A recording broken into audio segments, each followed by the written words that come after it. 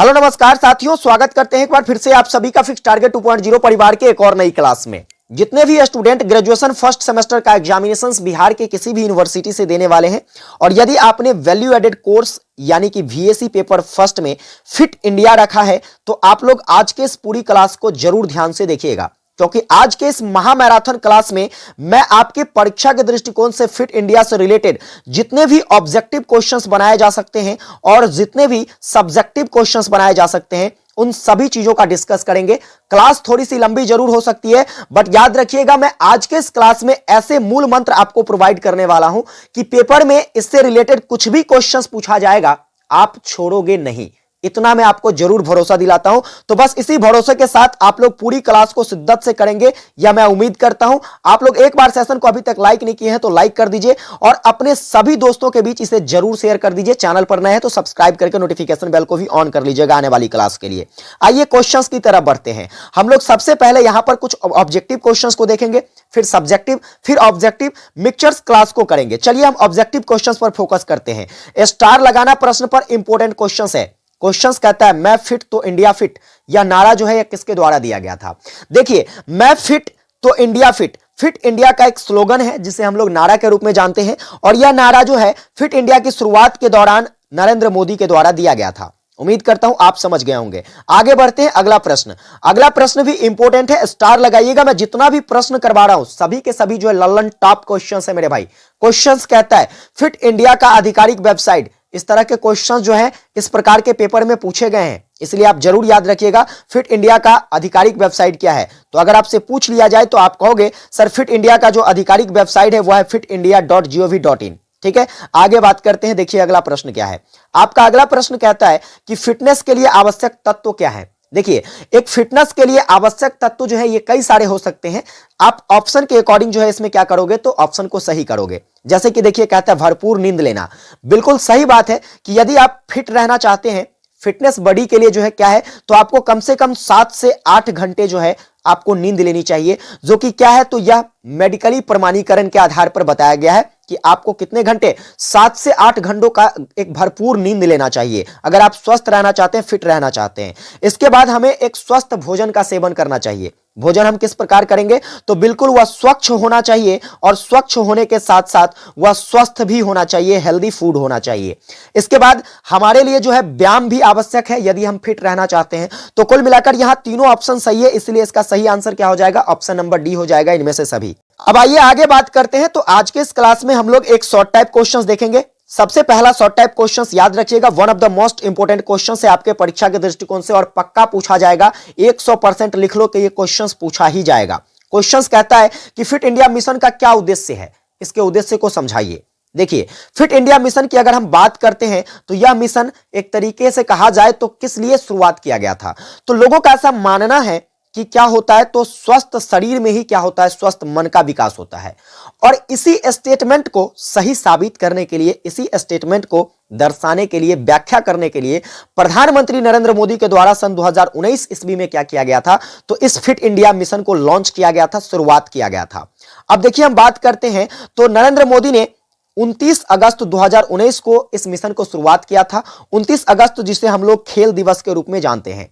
उम्मीद करते हैं आप लोग समझ रहे होंगे हमारी बात को और ये पॉइंट नोटेबल पॉइंट है, मैंने इसे इसलिए हाईलाइट कर दिया है ताकि आप इसे याद रख सको। ऑब्जेक्टिव क्वेश्चंस भी बनाए जा सकते हैं। तो 29 अगस्त को कौन सा दिवस मनाया जाता है भाई साहब? आप कहोगे राष्ट्रीय खेल दिवस के रूप में मनाया जाता है।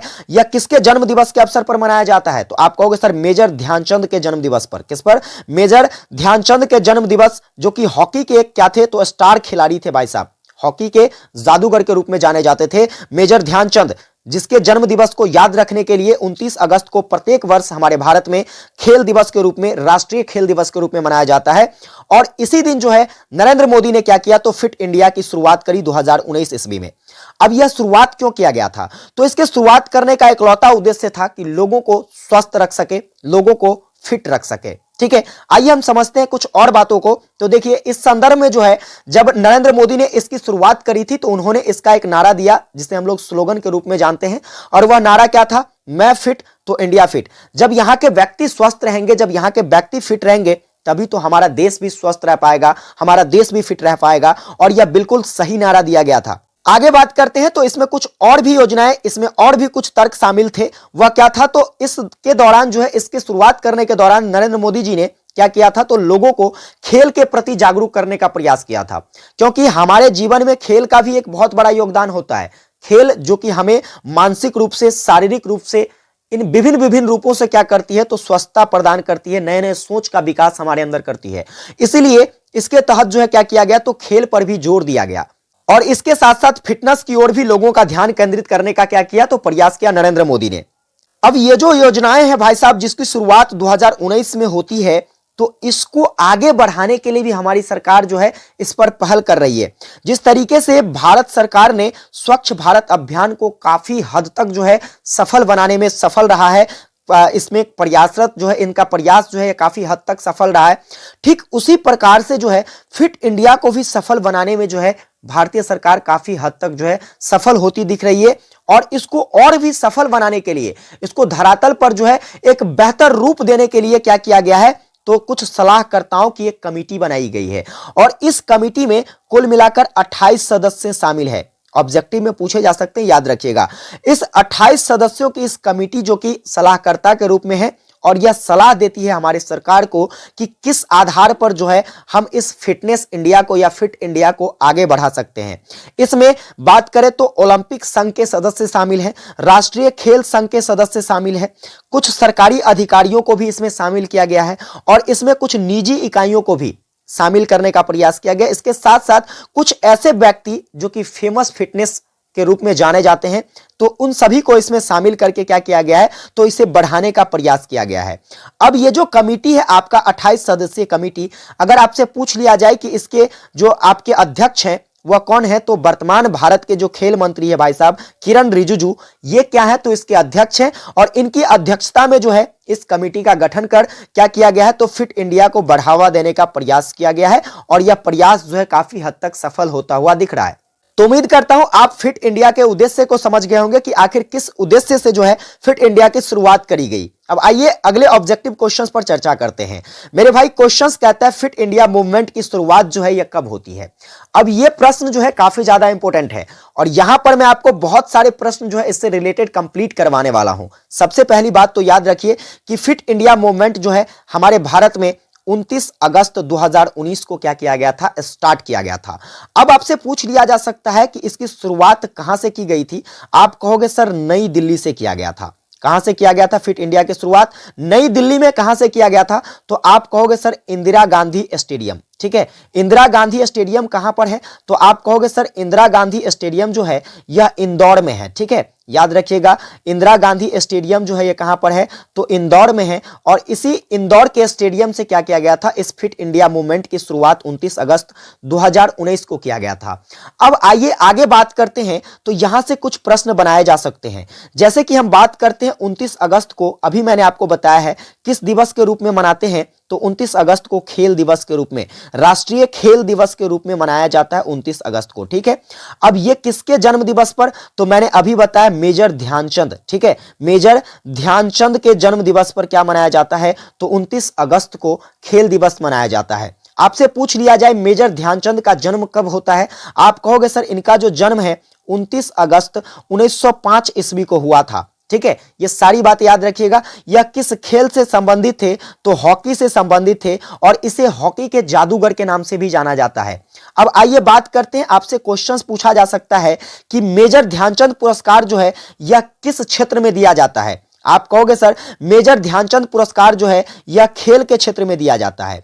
खेल के क्षेत्र से हम संबंध में बात करें तो कुछ और भी पुरस्कार आपको याद रखना है, जैसे कि द्रोणाचार्य पुरस्कार जो है भाई साहब यह किस क्षेत्र में दिया जाता है, तो खेल के क्षेत्र में।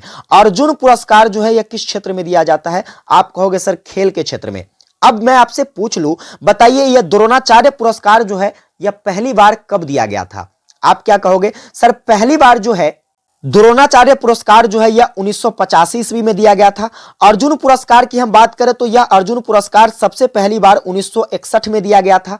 अब यहां पर देखिए मेजर ध्यानचंद पुरस्कार जो है यह पहली बार कब दिया गया था? आप कहोगे सर पहली बार यह 2002 ईस्वी में दिया गया था।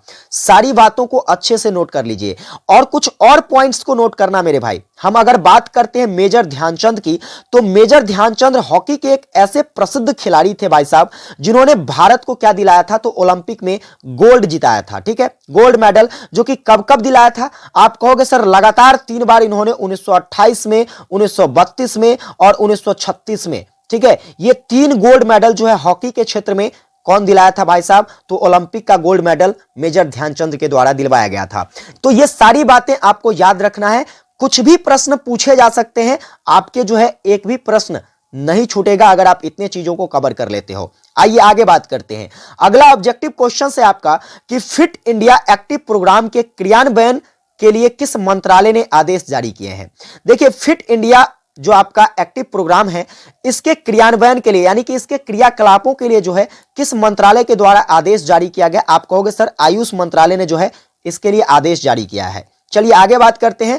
अगला क्वेश्चंस, ये भी one of the most important questions है, स्टार लगा लेना मेरे भाई। क्वेश्चंस आपका कहता है कि फिट इंडिया अभियान का ब्रांड एम्बेसडर कौन है? ब्रांड एम्बेसडर की हम बात करें तो फिट इंडिया का ब्रांड एम्बेसडर आपका सोनू सूद हो जाएगा, ऑप्शन नंबर ए हो जाएगा। चलिए आगे बढ़ते हैं। अगला देखिए, यहां पर आपको एक शॉर्ट टाइप क्वेश्चंस फिर से करना होगा। शॉर्ट टाइप क्वेश्चंस पूछा जा सकता है कि फिटनेस प्रतिज्ञा पर क्या करें? टिप्पणी करें, और फिटनेस प्रतिज्ञा हमारे लिए क्यों आवश्यक है? देखो भाई साहब, प्रतिज्ञा एक ऐसा शब्द है जो हमें क्या करती है? तो सफलता का मार्ग दिखाती है। किसका मार्ग दिखाती है? सफलता का मार्ग। अगर आप जिंदगी में कुछ करना चाहते हो तो आपको प्रतिज्ञाबद्ध होना पड़ेगा। आपको जो है शपथ लेनी पड़ेगी कि हमें ये चीजें करना है, इसके लिए हमें इन चीजों का त्याग करना होगा तो हम कर देंगे। हमें यह दृढ़ निश्चय करना है कि हमें इस रास्ता पर ही चलना है, तो ही आपको सफलता मिल सकती है। ठीक उसी क्रम में जो है फिटनेस को सफल बनाने के लिए, फिट इंडिया को सफल बनाने के लिए फिटनेस प्रतिज्ञा दी गई थी। क्या है प्रतिज्ञा, हम इसको समझेंगे, लेकिन पहले इतना जान लीजिए कि फिटनेस प्रतिज्ञा जो है भाई साहब यह जरूरी क्यों है। तो देखिए फिटनेस की अगर बात करें तो फिटनेस प्रतिज्ञा फिटनेस इंडिया मिशन के तहत जो है ली जाने वाली एक शपथ है। एक क्या है तो कहा जाए अपने आप में वचनबद्ध होना है कि इस प्रतिज्ञा के तहत जो है हम क्या कर सके, खुद को फिट बना सके। और इन्हीं कथन को वर्णित करने के लिए क्या किया गया है? तो एक स्टेटमेंट दिया गया है। इसमें जो शपथ दिया गया वह क्या शपथ था? तो मैं खुद से वचन करता हूं या वादा करता हूं कि क्या करूंगा, मैं हर दिन शारीरिक गतिविधियों और खेल के लिए समय समर्पित करूंगा। इस शपथ में क्या बताया गया कि मैं अपने आप से यह वादा करता हूं कि मैं रोज प्रत्येक दिन अपनी शारीरिक गतिविधियों और खेल के लिए अपना समय निकालूंगा, अपने समय को समर्पित करूंगा, और मैं अपने परिवार के सदस्यों और पड़ोसियों को भी शारीरिक रूप से फिट रहने और भारत को एक फिट राष्ट्र बनाने के लिए प्रोत्साहित करूंगा। यह क्या था? तो भाई साहब फिटनेस इंडिया, फिट इंडिया के तहत ली गई एक शपथ थी जो कि हर व्यक्ति को लेना चाहिए, क्योंकि यदि आप वचनबद्ध होते हैं, हमें अगर कुछ भी करना है तो इसके लिए हमें प्रतिज्ञाबद्ध होना काफी जरूरी हो जाता है। अगर आपको जीवन में सफलता चाहिए तो आप बिना प्रतिज्ञाबद्ध हुए जो है किसी भी क्षेत्र में सफलता को प्राप्त नहीं कर सकते हो। अतः फिट इंडिया को अगर सफल बनाना है तो फिट इंडिया मिशन के तहत ली गई प्रतिज्ञा जो है यह फिटनेस की ओर हमारा ध्यान को क्या करता है? आकर्षित करता है। हम इसके प्रति जो है क्या हो पाते हैं? एक्टिव हो पाते हैं, और एक्टिव होकर जो है हम अपने आप का समय जो है क्या करते हैं? तो फिटनेस की तरफ मोड़ पाते हैं, अपना समय दे पाते हैं खेल की तरफ, फिटनेस की तरफ। ठीक है, उम्मीद करता हूं आप फिटनेस इंडिया के जो ये फिटनेस शपथ है, इस शपथ के बारे में समझ गए होंगे। आइए आगे बात करते हैं। अगला क्वेश्चंस जो कि आपका ऑब्जेक्टिव है, ये भी ललन टॉप क्वेश्चंस है। देखिए क्वेश्चंस क्या कहता है कि अंतरराष्ट्रीय योग दिवस कब मनाया जाता है? हम बात करते हैं अंतरराष्ट्रीय योग दिवस की। तो मेरे भाई अंतरराष्ट्रीय योग दिवस जो है यह प्रत्येक वर्ष भारत में 21 जून को मनाया जाता है, और अंतरराष्ट्रीय स्तर पर भी यह 21 जून को मनाया जाता है। भारत में सबसे पहली बार यह मनाया गया था। कब मनाया गया था? आप कहोगे 2015 में मनाया गया था। 2023 में यह कितने नंबर के अंतर्राष्ट्रीय योग दिवस मनाए गए भारत में? आप कहोगे सर अंतर्राष्ट्रीय योग दिवस 9वें अंतर्राष्ट्रीय योग दिवस के रूप में 2023 में मनाया गया था। 2024 में कितने नंबर का होगा भाई? 10वें नंबर का अंतर्राष्ट्रीय योग दिवस होगा। इसे आप अच्छे से नोट कर लीजिए, याद रखिएगा। अब हम योग की बात करते हैं। किसकी बात करते हैं? योग। योग शब्द की उत्पत्ति जो है यह किस शब्द से हुआ है, किस भाषा से हुआ है? आप कहोगे योग जो है यह संस्कृत का शब्द है, संस्कृत से लिया गया एक शब्द है। ठीक है, उम्मीद करता हूं आप समझ रहे होंगे। देखिए, योग से हमारे अंदर किस किस प्रकार के शक्ति का विकास होता है? तो योग से हमारे अंदर मानसिक शक्ति का विकास होता है। इसके बाद बात करें तो हमारे अंदर गुप्त शक्ति का विकास होता है। फिर हम इससे जो है शारीरिक शक्तियों को भी क्या करते हैं, तो वृद्धि कर पाते हैं। तो जब कभी भी ऑब्जेक्टिव में पूछा जाए कि योग से जो है हमारे अंदर किन किन शक्तियों का विकास होता है, तो आप कहोगे सर मानसिक, गुप्त और शारीरिक शक्तियों का योग से विकास होता है। अब आपसे पूछ लिया जा सकता है योग कितने प्रकार के होते हैं? याद रखिएगा, योग जो है ये 4 प्रकार के होते हैं। कौन कौन सा होता है? सबसे पहला तो आपका ज्ञान योग होता है। इसके बाद दूसरा बात करें तो आपका भक्ति योग होता है। तीसरा हम बात करें तो कर्म योग होता है। और चौथा होता है आपका राजयोग। ये 4 प्रकार के योग होते हैं। अब यहां से एक लल्लन टॉप क्वेश्चन नोट करिएगा। आपसे पूछ लिया जाए कि योग सूत्र के रचयिता कौन है? आप कहोगे सर योग सूत्र के रचयिता जो है या किसको कहा जाता है? महर्षि पतंजलि को कहा जाता है। इंपॉर्टेंट है, याद रखिएगा। चलिए आगे बढ़ते हैं अगले प्रश्न पर। अगला क्वेश्चन आपका क्या कहता है मेरे भाई? अगला नंबर क्वेश्चन कहता है कि भारत में पहली बार ओलंपिक खेलों में जो है भारत ने जो है पहली बार ओलंपिक खेल में कब भाग लिया था? तो याद रखिएगा, भारत जो है पहली बार ओलंपिक खेल में कब भाग लिया? आप कहोगे सर 1920 ईस्वी में जो है भारत ने पहली बार ओलंपिक में भाग लिया, जो कि कौन सा ओलंपिक था? तो ग्रीष्मकालीन ओलंपिक था। कौन था? ग्रीष्मकालीन ओलंपिक, जिसमें भारत ने 1920 ईस्वी में भाग लिया था। ठीक है, अब आपसे पूछा जा सकता है क्वेश्चंस कि अंतरराष्ट्रीय ओलंपिक समिति जो है, ठीक है, अंतरराष्ट्रीय ओलंपिक समिति जो है, इस समिति का स्थापना जो है ये कब होता है? आप कहोगे सर अंतरराष्ट्रीय ओलंपिक समिति का स्थापना जो है यह 23 जून को होता है। 23 जून 1894 ईस्वी को। कहां पर होता है? आप कहोगे सर स्विट्जरलैंड में होता है। कहां पर? स्विट्जरलैंड में होता है। ये सारी बातें आप अच्छे से नोट करके याद कर लीजिए। आगे बात करते हैं क्वेश्चंस। देखिए, आपका अगला क्वेश्चन कहता है कि ओलंपिक में व्यक्तिगत पदक जीतने वाले पहले भारतीय कौन थे? यानी कि ऐसे कौन से भारतीय थे जिन्होंने व्यक्तिगत रूप से ओलंपिक में सबसे पहली बार पदक जीता था? आप कहोगे सर वह व्यक्ति था केडी जाधव। कौन था? केडी जाधव की अगर हम बात करते हैं तो यह एक भारतीय खिलाड़ी था जिन्होंने पहली बार जो है ओलंपिक में व्यक्तिगत पदक जीता था। अब देखिए, यहां पर इन्होंने जो पदक जीता था भाई साहब, यह कब जीता था? 1952 ईस्वी में जीता था, जो कि ग्रीष्मकालीन पदक था। क्या था? ग्रीष्मकालीन पदक था। और यह पदक जो जीता था भाई साहब, यह कौन सा पदक था? क्या वह स्वर्ण पदक था? बिल्कुल नहीं। इन्होंने जो है भाई साहब कांस्य पदक जीता था। कौन सा पदक जीता था? तीसरे नंबर पर आता है आपका कांस्य पदक, पहले नंबर पर स्वर्ण पदक, दूसरा पर गोल्ड पदक, क्या कहते हैं, तो आपका सिल्वर होता है, फिर आपका कांस्य पदक होता है। तो कहीं ना कहीं बात की जाए तो 1952 ईस्वी में केडी जाधव के द्वारा जो है क्या किया गया था? ग्रीष्मकालीन ओलंपिक में कांस्य पदक जीता गया था, जो कि भारत की कहा जाए तो व्यक्तिगत रूप से पदक जीतने वाला ये पहला भारतीय था। अब यहां पर एक और क्वेश्चन नोट कर लीजिएगा केडी जाधव से संबंधित। इन्हें जो है 2001 ईस्वी में क्या मिला था? तो अर्जुन अवार्ड मिला था। इनके मर जाने के बाद जो है इन्हें अर्जुन पुरस्कार से सम्मानित किया गया 2001 ईस्वी में। फिर यहां पर देखिए मिल्खा सिंह की अगर हम बात करते हैं, मिल्खा सिंह जिसे अ फ्लाइंग सिख के नाम से जाना जाता है। किसके नाम से जाना जाता है? A flying Sikh Milkha Singh. अगर पीटी उषा के बारे में पूछ लिया जाए तो क्या कहते हैं, तो द गोल्डन गर्ल्स किसको कहते हैं? पीटी उषा को द गोल्डन गर्ल्स कहा जाता है। चलिए आगे बढ़ते हैं। 10वां ऑब्जेक्टिव क्वेश्चन क्या कहता है मेरे भाई? क्वेश्चन कहता है खेलो इंडिया गेम्स की शुरुआत कब होती है? तो खेलो इंडिया गेम्स इंपॉर्टेंट है और यह जरूर पूछा जा सकता है। याद रखना, खेलो इंडिया गेम्स जिसकी शुरुआत होती है भाई साहब 31 जनवरी को, 31 जनवरी 2018 को होता है। फिर आपसे पूछ लिया जा सकता है कि यह जो खेल है खेलो इंडिया गेम, इसकी शुरुआत कहां से होती है? आप कहोगे सर इंदिरा गांधी स्टेडियम। यहां कहां से? तो इंदिरा गांधी स्टेडियम इंदौर से होता है। कौन सी गेम है भाई साहब? खेलो इंडिया गेम।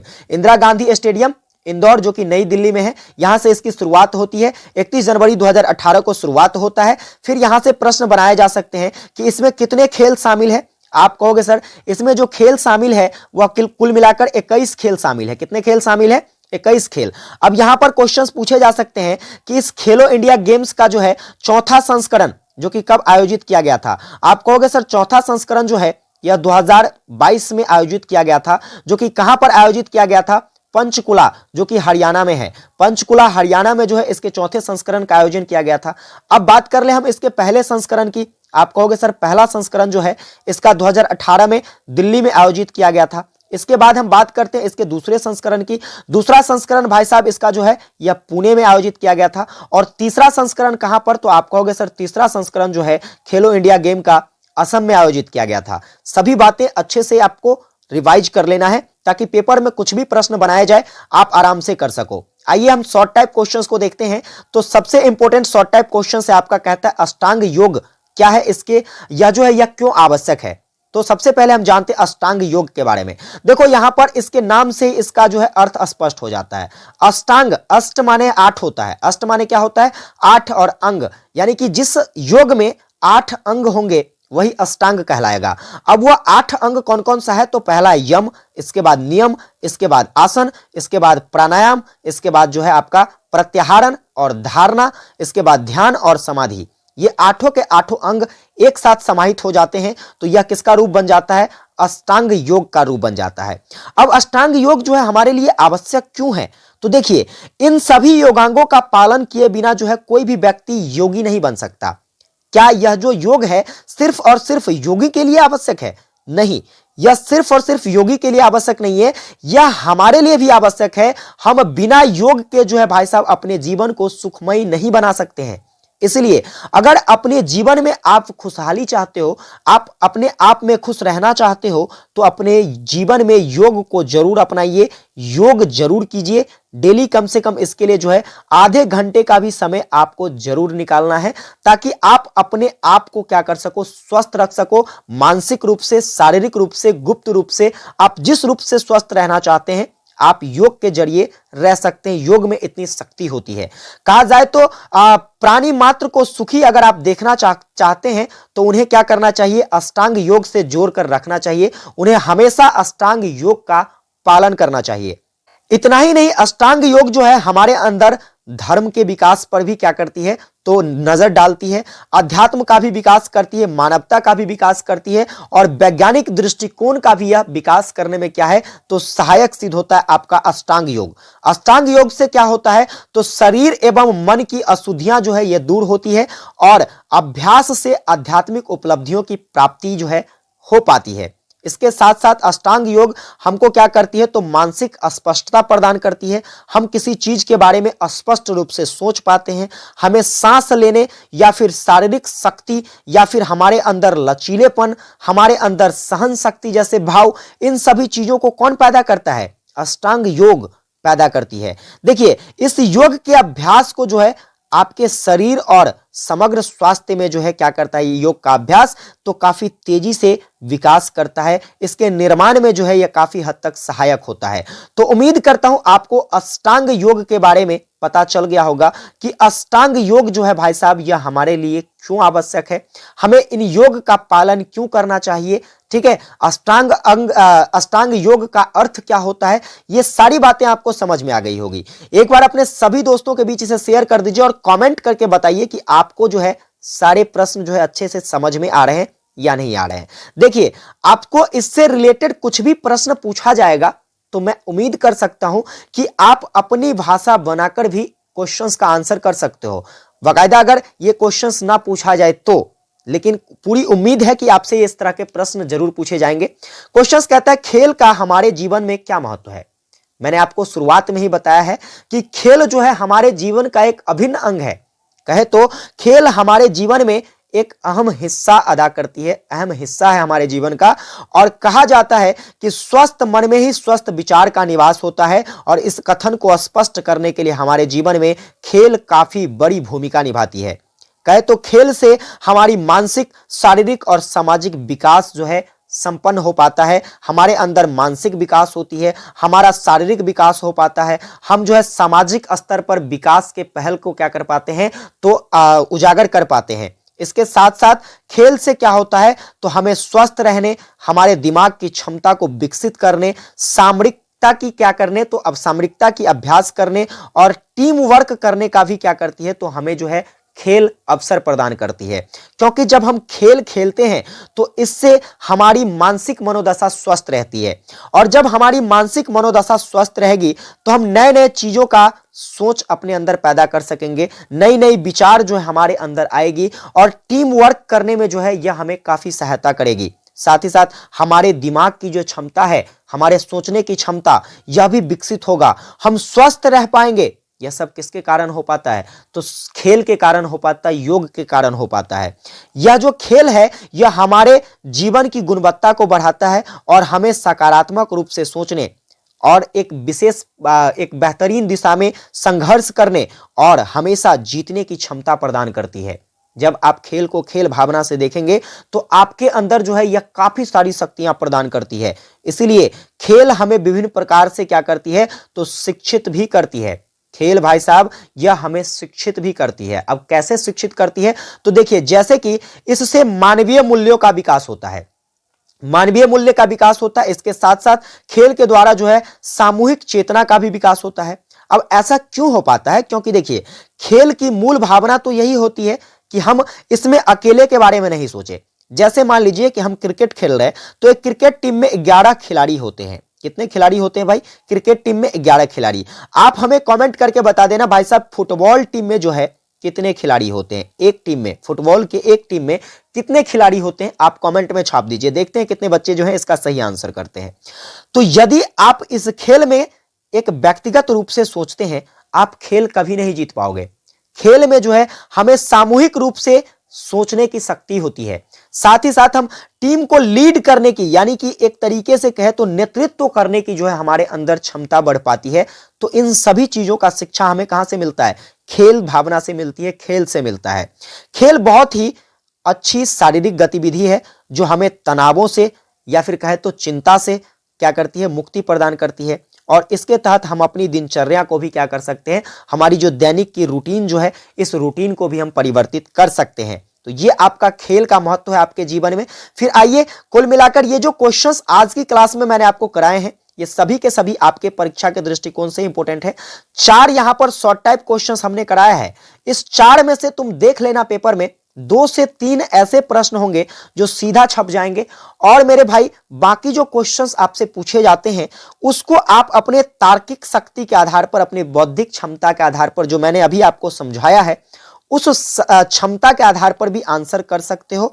विशेष कोशिश करूंगा कि एक और क्लास आपके एग्जाम से पहले प्रोवाइड करा दूं, लेकिन अगर ना हो पाया तो आप इस आधार पर मैं जरूर इतना भरोसा जता सकता हूं कि आप सभी प्रश्नों का आंसर अच्छे से कर सकेंगे। और ऑब्जेक्टिव क्वेश्चंस तो मैंने जितने भी बताए हैं डिटेल एक्सप्लेनेशन के साथ, उन सभी प्रश्नों को अच्छे से कर लो। आपका पेपर में जो 10 के 10 ऑब्जेक्टिव क्वेश्चंस है बहुत अच्छे तरीके से रहेगा, ठीक है। विशेष अगर ये क्लास हेल्पफुल लगी हो, चैनल पर नए हैं, अभी तक सब्सक्राइब नहीं करे हो, सब्सक्राइब करके नोटिफिकेशन बेल को ऑन कर लेना। सेशन को एक प्यारा सा लाइक करके अपने सभी दोस्तों को भी जरूर शेयर कर दीजिएगा, जो भी स्टूडेंट्स फिट इंडिया रखे हुए हैं उसके बीच, ताकि सभी को हेल्प मिल सके। विशेष आप लोगों से अगली क्लास में मिलते हैं, तब तक के लिए जय हिंद, वंदे मातरम।